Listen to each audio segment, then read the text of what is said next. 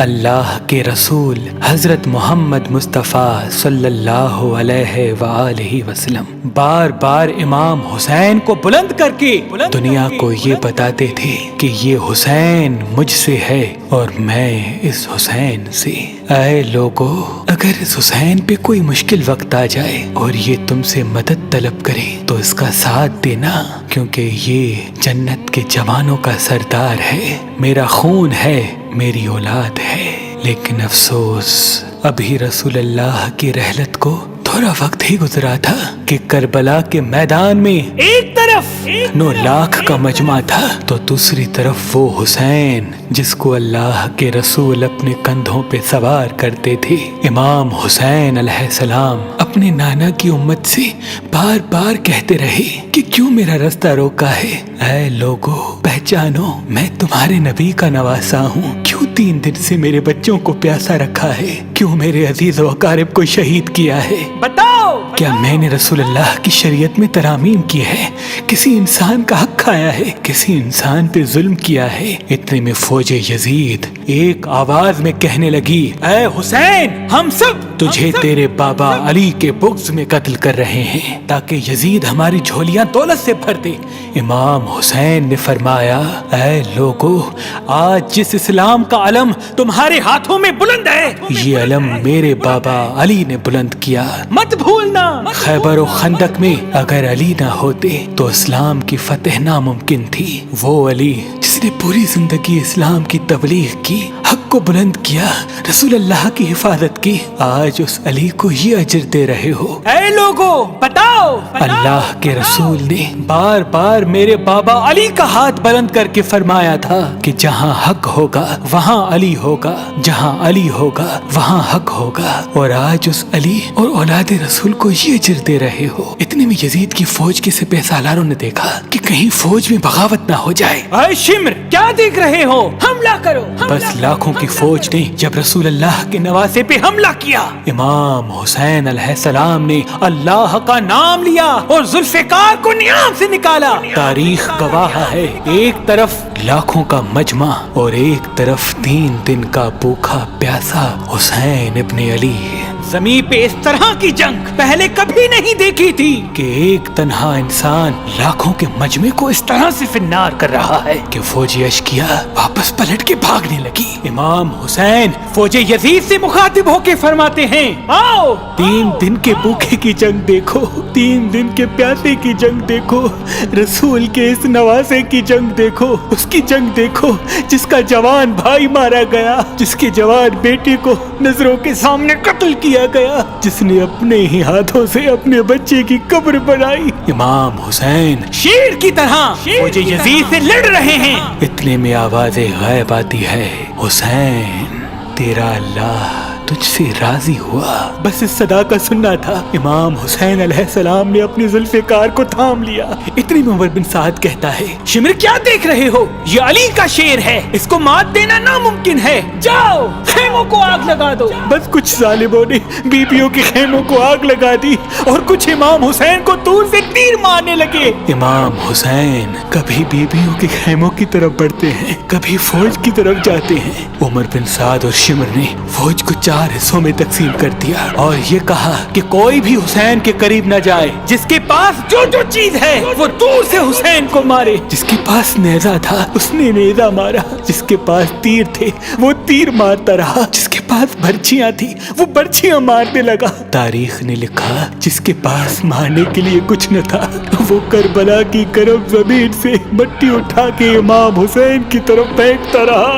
امام حسین کے جسم مبارک پہ ہزاروں زخم لگتے رہے، آپ کے جسم مبارک پر اتنے تیر تھے کہ آپ کا جسم مبارک نظر تک نہیں آ رہا تھا۔ بس جیسے ہی نواسا رسول گھوڑے کی سینگ سے زمین پہ آتے ہیں، فوج یزید यजीद झूमना शुरू कर देती है। लेकिन इतने में वो घोड़ा जिस पे आप सवारी किया करते थे वो इमाम हुसैन के चारों तरफ घूमना शुरू कर देता है ताकि इन तीरों से मैं अपने आका हुसैन को बचा लूं। वो घोड़ा दौड़ ही रहा था। इतने में उमर बिन साद ने कहा, ऐ लोगो रुको, मैंने अपनी आंखों से देखा था इस घोड़े पे अल्लाह के रसूल सवारी करते थे, कहीं तीर इस घोड़े को न लगे। और यूं तीरों को चलाना बंद किया गया।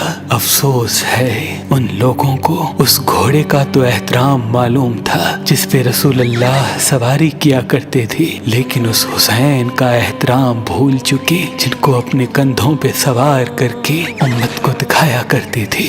बस इमाम हुसैन अलैहिस्सलाम ज़मीन करबला पे अपना सर रख के अल्लाह का शुक्र कर रहे हैं और वहाँ फौज यजीद के मुख्तलिफ सिपाही इमाम हुसैन का सर काटने के लिए करीब आते हैं। जो भी करीब आके इमाम हुसैन के सर को देखे तो उसे इमाम हुसैन के चेहरे में रसूल अल्लाह का चेहरा नजर आए और वो चीख के दूर चला जाए। इतने में शिमर कहने लगा, ये काम मुझसे ही होना है। जैसे ही शिमर ने खंजर इमाम हुसैन के गले पे रखा तो वो देखे इमाम हुसैन के लब हिल रहे हैं। उसने सोचा, हमने हुसैन का पूरा खानदान कत्ल कर दिया, 3 दिन तक हुसैन के बच्चों को प्यासा रखा, शायद हुसैन हमें बद्दुआ दे रहे होंगे। सुनने के लिए कान करीब करे तो क्या सुने।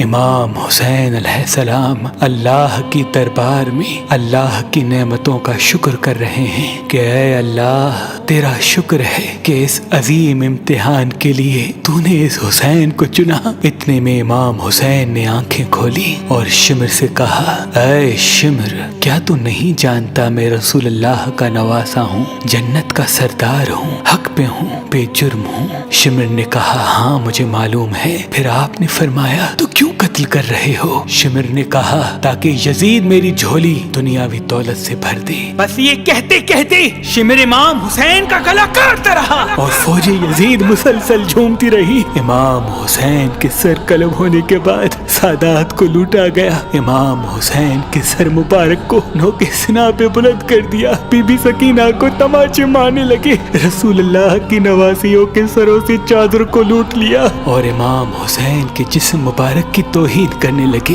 तारीख ने लिखा, इमाम हुसैन के जिस्म पर जो जो चीजें थी उनको लूटने लगे। इतने में एक शख्स इमाम हुसैन के जिस्म के करीब आया। इमाम हुसैन के हाथ में एक अंगूठी पहनी थी, उतारने की कोशिश की, ना उतरी। वो उंगली काट के अंगूठी ले गया। आपके जिस्म मुबारक को रस्सियों से बांध के करबला की गर्म जमीन पे इधर से उधर फिराया गया।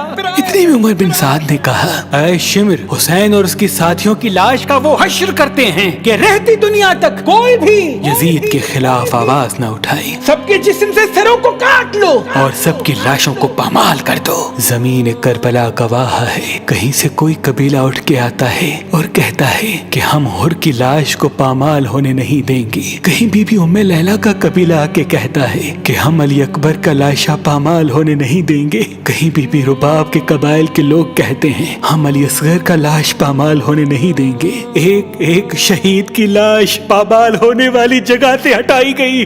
तारीख गवाह है, सिर्फ रसूल अल्लाह का अकेला नवासा करबला की गर्म जमीन पे पड़ा रहा और मगरिब के घोड़े मशरिक की तरफ, मशरिक के घोड़े मगरिब की तरफ दौड़ते रहे। इमाम हुसैन का जिस्म पामाल होता रहा। इमाम जाफर सादिक अलैहिस्सलाम फरमाते हैं, मेरा सलाम हो मेरे उस गरीब दादा पर जिसकी लाश को इस तरह से पामाल किया गया कि उनकी दाईं पसलियां बाईं पसलियों की तरफ चली गई और बाईं पसलियां दाईं पसलियों की तरफ चली गई, जिनका सीना और पुश्त एक साथ हो गया। सलाम हो मेरे उस बेवतन दादा हुसैन पर जिनके जिस्म मुबारक के टुकड़ों को जमीन करबला पे बिखेरा गया। सलाम हो, सलाम हो, सलाम हो।